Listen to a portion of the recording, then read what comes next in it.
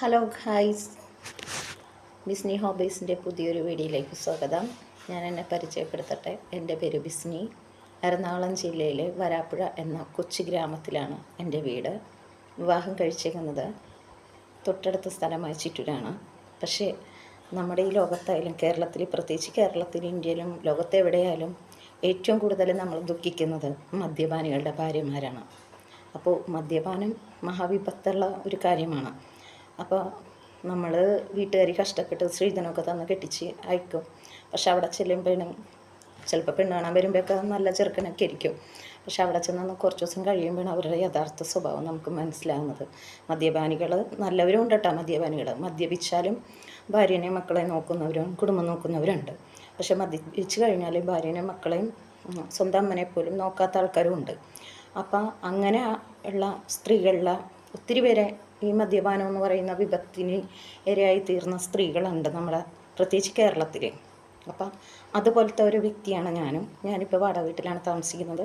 എനിക്കൊരു മകളുണ്ട്, +2 ചെയ്യുന്നു. പിന്നെ ഭർത്താവ് മദ്യപാനിയാണെന്ന് വിചാരിച്ചിട്ട് ഞാനൊരു ദൈവവിശ്വാസി ആയതുകൊണ്ട് ഉപേക്ഷിച്ചിട്ടൊന്നുമില്ല കേട്ടോ.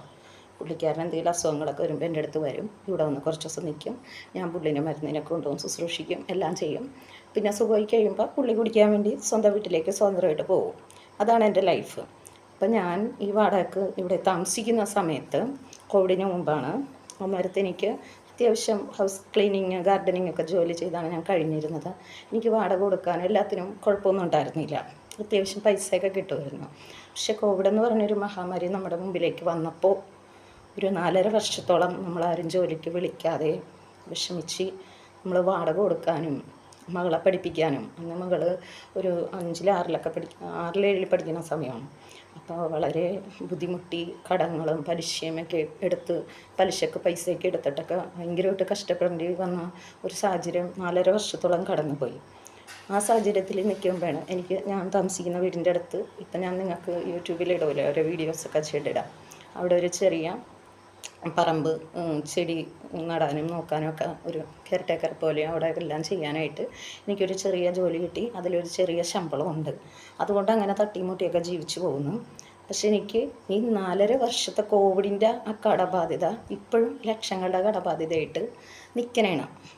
അപ്പോൾ അതിൽ നിന്ന് കടം വീട്ടണമെന്ന്, രക്ഷപ്പെടണമെന്നൊക്കെ ഓർത്ത് എല്ലാവരും യൂട്യൂബ് ചെയ്യുന്നുണ്ട്. ഈ യൂട്യൂബ് എന്ന് പറഞ്ഞാൽ സത്യം പറഞ്ഞാൽ ഞാൻ വിചാരിക്കാറുണ്ട്, നമ്മൾ കോവിഡ് തുടങ്ങിയ സമയത്ത് നമ്മുടെ പിള്ളേർക്ക് പഠിക്കാൻ പറ്റാതെ ഓൺലൈൻ ക്ലാസ്സൊക്കെ ഇപ്പം ഫോൺ മേടിക്കാൻ നമ്മൾ വിഷമിച്ചു. പിന്നെ പിള്ളേർ യൂട്യൂബിൽ അതും ഇതൊക്കെ കണ്ട് ചീത്തയിൽ പോകുന്നുള്ള ഒരു തെറ്റിദ്ധാരണ കാര്യങ്ങളൊക്കെ നമുക്കുണ്ടായി.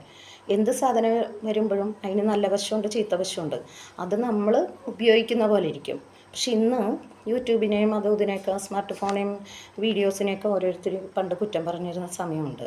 അത് കണ്ട് അതിലോട്ടൊക്കെ പോയി ചീത്തയിൽ പോകണം. പക്ഷെ ഇന്ന് യൂട്യൂബ് എന്ന് പറയുന്ന സാധനം ശരിക്കും നമ്മുടെ ഈ ലോകം പ്രപഞ്ചം സൃഷ്ടിച്ച ഒരു ശക്തി, ഈശ്വരൻ എന്നൊക്കെ നമ്മൾ പറയുന്ന ഒരു ശക്തി.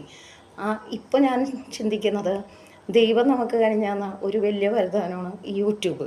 ആ യൂട്യൂബിൻ്റെ തലപ്പത്തിരിക്കുന്നവരെയും ഇത് നടത്തിക്കൊണ്ടുവരുന്നവരെയും ഞാൻ സത്യം പറഞ്ഞാൽ അവർക്ക് വേണ്ടി എന്നും പ്രാർത്ഥിക്കുകയും അവർക്ക് നന്ദി പറയുകയും ചെയ്യും. കാരണം ഞാൻ ഒത്തിരി വീഡിയോസൊക്കെ വെറുതെ ഇരിക്കുമ്പോൾ കാണുന്ന ആളാണ്. അപ്പം നമ്മൾ കാണുന്നുണ്ട്, ഒന്നുമില്ലാതെ വന്ന വ്യക്തികളൊക്കെ ചെറിയ ചെറിയ വീഡിയോ ചെയ്ത് ഇന്നവർക്ക് വീടായി, കാറായി, വലിയ സൗകര്യങ്ങളൊക്കെ. മനസ്സിലായി? നമ്മൾ ഒരാളുടെ കീഴിൽ പണിയെടുക്കുമ്പോൾ ഒന്നിലെ സൗന്ദര്യം വേണം, അല്ല വിദ്യാഭ്യാസം വേണം, എന്തെങ്കിലും വേണം. പക്ഷേ യൂട്യൂബിൽ നമ്മൾ ജോലി ചെയ്യുമ്പോൾ, നമ്മൾ ഓരോ വീഡിയോസ് ഇട്ട് വൈറലായി അങ്ങനെ നമ്മൾ ജോലി ചെയ്യുമ്പോൾ നമ്മുടെ അവിടെ പിണങ്ങാനും ശസിക്കാനും ആരുമില്ല. പിന്നെ ബാഡ് കമൻറ്റും ഗുഡ് കമൻറ്റൊക്കെ ഉണ്ട്. അത് നമ്മുടെ വളർച്ചയ്ക്ക്, നമുക്ക് എപ്പോഴും ശത്രുക്കളുള്ളത് നല്ലതാണ്. കാരണം ശത്രുക്കളുണ്ടെങ്കിലേ നമുക്ക് വളരാൻ പറ്റുള്ളൂ. ഞാൻ മനസ്സിലാക്കിയേക്കണ ഒരു കാര്യമാണ്. പിന്നെ എൻ്റെ ഫാമിലിയിൽ എൻ്റെ അമ്മയിലും ആങ്ങളയായാലും ചേച്ചിയായാലും ചേട്ടനായാലും പിള്ളേരായാലും അവരൊക്കെ എനിക്കൊരു ദുഃഖം വരുമ്പോൾ എന്നെ സപ്പോർട്ട് ചെയ്യുന്നവരാണ്. എൻ്റെ നാട്ടുകാർ ഒന്നടക്കം എൻ്റെ അടുത്തുണ്ട്. പിന്നെ ഹസ്ബൻഡ് കുടിക്കുമ്പോൾ ഒരു പ്രശ്നം മാത്രമേ ഉള്ളൂ. ഹസ്ബൻഡിൻ്റെ അമ്മയും അവരുടെ കസിൻസ്, പെങ്ങൾ, ഭർത്താവ് എല്ലാവരും എന്നോട് ഭയങ്കര സ്നേഹമുള്ള ആൾക്കാരാണ്. അപ്പം ഞാൻ ഒരു യൂട്യൂബ് ചാനൽ നേരത്തെ തുടങ്ങിയപ്പോൾ എൻ്റെ തൊട്ടടുത്തുള്ള ഒരു കൊച്ചാണ് എനിക്ക് ആദ്യം ഇതൊക്കെ ചെയ്തതെന്ന്. എനിക്ക് സത്യം പറഞ്ഞാൽ ഫോണിലൊന്നും ചെയ്യാൻ അറിയില്ല. പക്ഷേ ആ കുട്ടി 10ാം ക്ലാസ്സിലേക്ക് ആയപ്പോൾ അവർക്ക് പഠിക്കാനുള്ള ഒരു ഇത് വന്നപ്പോൾ ഞാൻ ഓർത്ത്, എനിക്ക് വേണ്ടി അവളെ കൊണ്ട് ഫോണിൽ തോണ്ടിച്ച് സമയം കളഞ്ഞ അവളെ 10ലേക്കാണ്. അപ്പോൾ അവളുടെ ഭാവി നശിപ്പിക്കരുതെന്ന് ഓർത്ത് ഞാനത് സ്റ്റോപ്പ് ചെയ്തു. പിന്നെ തുടങ്ങണമെന്ന് വിചാരിക്കുമ്പോഴത്തേനും തുടങ്ങാൻ പറ്റിയില്ല. അപ്പോൾ ഇപ്പം ഞാൻ വിചാരിച്ച് എല്ലാവരും അവരവർക്ക് അറിയാവുന്ന രീതിയിൽ ഇപ്പോൾ ഫിൽറ്റർ ഇട്ടില്ലെങ്കിലും അല്ലെങ്കിൽ വീഡിയോ എഡിറ്റ് ചെയ്യാനൊന്നും നമുക്കറിയില്ല, എഡിറ്റ് ചെയ്തില്ലെങ്കിലും ഓരോരുത്തരും ഞാൻ കാണുന്നുണ്ട് വെറുതെ എന്നെപ്പോലെ തന്നെ ചാരി വെച്ചിട്ട് എന്തെങ്കിലും വീട്ടിലെ കാര്യങ്ങളൊക്കെ ചെയ്യുന്നു എന്നൊക്കെ. അപ്പോൾ അവരും പതുക്കെ പതുക്കെ വൈറലാകുന്നുണ്ട്. അപ്പോൾ എനിക്ക് ലൈക്ക് ചെയ്യണം, സബ്സ്ക്രൈബ് ചെയ്യണം, അല്ലെങ്കിൽ കമൻറ്റ് ചെയ്യണം എന്നൊക്കെ പറയാനൊക്കെ ആദ്യം ബുദ്ധിമുട്ടായിരുന്നു. എനിക്ക് അറിഞ്ഞും കൂടെ ചിലപ്പോൾ പറയുമ്പോൾ തെറ്റിപ്പോകുന്ന ഒരു അവസ്ഥ വരും. അതുകൊണ്ട് ഞാനങ്ങനെ പ്രത്യേകിച്ച് ആരോടും പറയില്ലായിരുന്നു. ഇപ്പോഴാണ് ലൈക്ക് ചെയ്യണം, കമൻറ്റ് ചെയ്യണമെന്നൊക്കെ പറയണത്.